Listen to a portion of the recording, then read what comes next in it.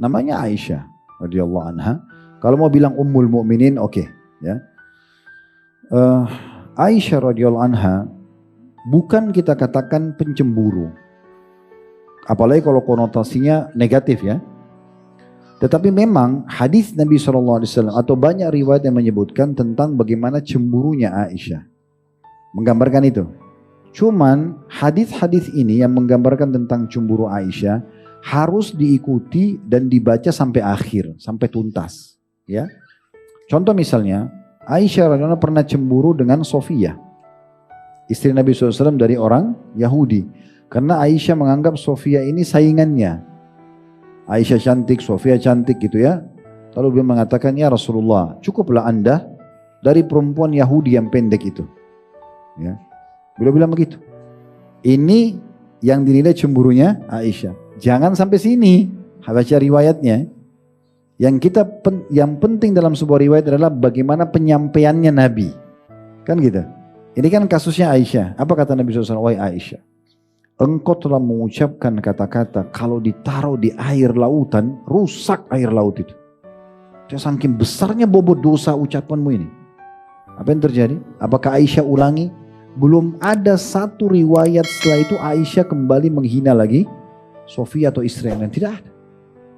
Berarti kan bukan masalah cemburunya Aisyahnya. Allah menjadikan Aisyah penyebab daripada tersebutkannya hadis Nabi tadi. Hukumnya di mana? Di hadis Nabi kan? Bukan di perbuatannya Aisyah. Nah, ini penting ya. Sehingga kita jangan salah. Pernah juga Nabi SAW mendengar salam di depan pintu rumah beliau. Dua orang wanita mengucapkan salam. Kemudian Nabi SAW waktu dengar suara itu tiba-tiba berdiri dan menyambut depan pintu dengan sangat hormat gitu kan. Masuklah dua orang wanita sangat tua. Lalu Nabi SAW mengatakan pada Aisyah, wahai Aisyah, layani kedua orang ini dengan baik. Aisyah pun layani dengan baik segala macam sampai pulang. Setelah pulang Aisyah pun tidak tanya siapa mereka. Setelah pulang Aisyah bertanya, ya Rasulullah, siapa dua orang itu? Kata Nabi SAW, yang satu saudarinya Khadijah. Jadi iparnya Nabi SAW, Khadijah sudah meninggal, ini saudarinya. Yang satu lagi sahabat dekatnya Khadijah yang suruh dulu di Mekah sering mendatangi rumah kami. Tiba-tiba cemburunya Aisyah muncul, gitu kan? Aisyah mengatakan, ya Rasulullah, anda masih mengenang seorang wanita Quraisy yang tua yang sudah masuk di kuburan? Ya. Begitu bahasanya. Sementara Allah sudah gantikan anda yang lebih baik, maksudnya dirinya gitu. Oke, sampai sini ini cemburunya Aisyah. Tapi apakah ini jadi hukum? Enggak. Kita lihat apa penyampaian Nabi SAW. Nabi SAW mengatakan, tidak pernah atau tidak akan pernah ada yang menggantikan Khadijah. Dia beriman padaku di saat orang kufur. Dia berjuang untuk agama ini ya dengan hartanya. Khadijah mengeluarkan hartanya untuk membantu dakwah Nabi SAW. Dan aku diberikan keturunan oleh Allah melalui dia. Dari 7 orang anak Nabi SAW, 6 dari Khadijah, gitu kan? Maka setelah itu apa yang terjadi? Aisyah masih marah, cemburu? Karena dia tahu dirinya salah. Dan setelah itu tidak pernah lagi Aisyah membahas Khadijah. Gitu kan? Berarti kan yang harus kita lihat penyampaian Nabi SAW. Gitu. Kalau saya biasa sebutkan dalam manajemen rumah tangga Islam ya teman-teman. Salah satu dari 30 kiat mempertahankan rumah tangga yang saya sebutkan adalah kontrol cemburumu. Cemburu harus pada tempatnya. Gak boleh orang cemburu buta. Kapan dia pada tempatnya? Kalau terjadi pelanggaran agama. Pasangan antum selingkuh. Nah itu. Ya. Buat yang haram, nonton yang haram, dengar yang haram, pelanggaran agama. Antum cemburu karena agama Allah. Bukan cemburu buta. Cemburu sama mertua, cemburu sama ipar. Ini bukan pada tempatnya. Antum gimana caranya ngapus status mertua antum coba? Itu ibumu selalu lebih diperhatikan. Loh ibunya. Gimana caranya hapus statusnya? Hah? Kan tak mungkin. Terlebih lagi antum sebagai anak mantu menjadi anaknya ibu mertua antum itu. Karena tidak ada dalam Islam namanya mantan mertua, tidak ada namanya mantan anak mantu. Kalau antum cerai sama istri antum atau cerai sama suami, maka tetap aja ibunya dia dan ayahnya itu adalah mahram kita. Ya, ada mahram dan rahim. Tidak boleh kita menikah dengan mereka dan punya hak kekerabatan, itu disebabkan karena pernikahan. Itulah orang mertua. Jadi tetap antum boleh ketemu sama ibu istri antum, walaupun antum sudah cerai sama istri. Boleh salaman seperti ibu kita sendiri, selamanya. Begitu juga seorang akhwat cerai sama suaminya, tetap ayah suaminya adalah mahramnya dia. Boleh dia salaman. Itu hukumnya. Jadi kita nggak boleh cemburu sembarangan sama mertua. Gitu kan. Kalau perlu kita dukung pasangan kita untuk berbakti sama orang tuanya, kan gitu. Berapa banyak rumah tangga jadi kacau karena istrinya selalu bilang, pilih saya atau ibumu. Ini gimana? Pastilah dia pilih ibunya. Nah, kecuali laki-laki yang lemah banget gitu ya. Yang butuh dikursuskan dulu. Nah. Pilih istrinya. Nggak mau silaturahim sama ibunya. Nggak mau angkat teleponnya karena takut sama istrinya. Ini luar biasa. Butuh masuk kursus sama saya dulu ya. Nah. Tidak bisa. Harusnya dia bagaimana? Ya menunjukkan pada istrinya kalau ini ibu saya. Dan istri juga mengatakan, kalau perlu ingatkan, ayo kita ziarah ke ibu yuk, sudah lama nggak pergi. Misalnya, maksudnya dia mertuanya si perempuan ini. Dan insya Allah kalau seorang istri menjadi penyebab suaminya bakti sama ibunya, Allah juga akan kasih anak dia yang bakti sama dia. Tapi kalau dia jadi penyebab suaminya durhaka sama ibunya, nanti dikasih anak juga durhaka sama dia. Itu sunnatullah, sistem yang sudah Allah lakukan. Mata dinu tudan, sebagaimana kau bersikap kau akan disikapi, kan gitu. Hari ini kita jenguk orang sakit, kita besok sakit dijenguk.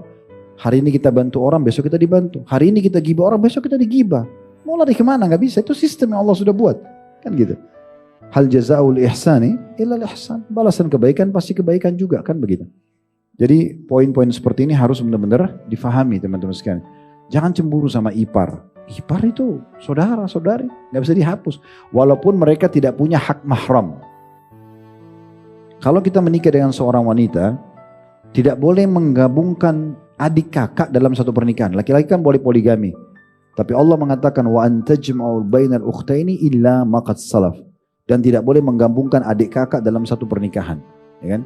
Boleh nikah dengan wanita lain tapi adik kakak nggak boleh. Tetapi kalau antum cerai sama istri, la qadarullah, semoga Allah tidak takdirkan. Misal ada seseorang cerai sama istrinya, lalu dia nikah sama adik iparnya, ya, atau kakak iparnya, misal, atau istrinya meninggal lah, contoh. Lalu dia nikah sama kakak istrinya atau adik istrinya, boleh. Karena sudah putus pernikahan yang pertama, boleh dia nikah, gitu kan. Berarti mereka punya hak rahim tapi tidak punya hak mahram. Dan tidak bisa kita hapus statusnya. Dan bagi laki-laki yang istrinya meninggal, daripada dia cari wanita lain, dia nikah sama iparnya. Ini tantenya ibu, tante dari anak-anaknya ya. Pasti akan lebih dekat, karena kalau meninggal ibu, yang wajib dibakti siapa? Khala, saudarinya ibu ya. Makanya kata Nabi SAW, al-khalatu bimanzilatil Khala itu saudarinya ibu, penggantinya ibu. Jadi kalau ibu antum meninggal, antum cari saudari-saudarinya ibu antum, kakaknya atau adiknya, antum bakti seperti ibu antum. Kalau ayah meninggal, saudaranya ayah, paman dari ayah, gitu kan. Nah seperti itulah. Jadi cemburu harus pada tempatnya. Kalau antum cemburu buta bahaya nih. Semua dicemburuin ya.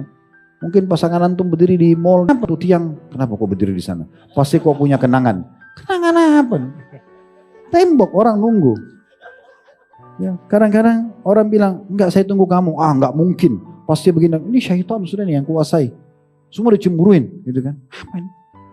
Ikhwan dan akhwat sekalian, hidup bahagia itu di saat antum tidak terlalu banyak mengetahui banyak hal tentang orang, itu bagus. Makin bagus. Apa kata Nabi SAW kalau buka pintu beliau di pagi hari, sudah sholat duha, sudah mau jalan-jalan sama sahabat, begitu buka pintu, sahabat sudah nunggu. Perkataan pertama Nabi apa? Jangan ada yang ceritakan negatif tentang sahabatku. Aku ingin bertemu dengan mereka dalam kondisi lapang dada. Ini kita baru buka WA, sudah tahu belum? Sudah tahu belum? Sudah. Gosip dulu. Apa? Kenapa harus begitu? Bukan saya bilang jangan banyak tahu tentang istri antum, suami itu, bukan. Kalau kita tahu alhamdulillah, positif kita dukung, salah kita nasihatin kan. Tapi kalau kita mata-matain, kita cari tahu sengaja, untuk apa habisin energi itu? Oh Allah sudah kasih bodyguard gratis malaikat.